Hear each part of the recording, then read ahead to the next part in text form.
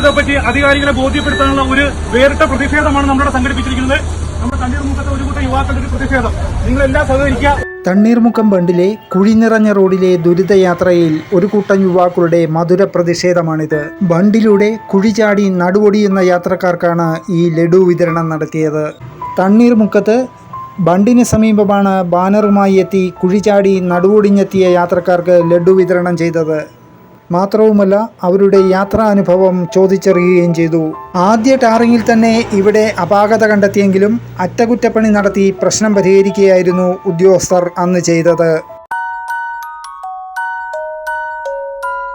ഇവിടെ കുഴിയിൽ ചാടി നടുവൊടിയുന്നത് മാത്രമല്ല, വെള്ളം മൂടിയ കുഴിയറിയാതെ വീണ് ഉയരം കുറഞ്ഞ കൈവരിയുള്ള ബണ്ടിൽ നിന്ന് കായലിൽ വീഴാനുള്ള സാധ്യതയും ഏറെയാണ്. മോശമായ റോഡ് ഇതുപോലെ തന്നെ മുന്നോട്ട് കൊണ്ടുപോകുക എന്നതാണ് സർക്കാരോട് പറയാനുള്ളത്. കാരണം ഹോസ്പിറ്റൽ കാര്യങ്ങളുമായിട്ട് ജനങ്ങൾക്ക് മുന്നോട്ട് പോകാനും ഹോസ്പിറ്റൽ വരുമാനം കൂടാനുമുള്ള സാഹചര്യം ഗവൺമെൻറ് ഉണ്ടാക്കുക. കാരണം മുട്ടി വരുന്ന രീതിയിൽ വരുന്ന സമയത്ത് നമുക്ക് അപകടം കാര്യങ്ങളും കൂടുതലാണ്.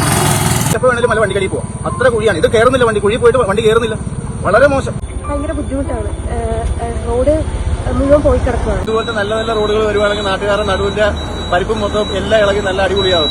ഒരാഴ്ച വണ്ടി വരെയൊക്കെ ഓടിച്ചു കഴിഞ്ഞാൽ ഉണ്ടല്ലോ, ലോറാമും ഷോക്കപ്സറും സസ്പെൻഷനൊക്കെ മാറ്റി റെഡിയാക്കിയാൽ മതി.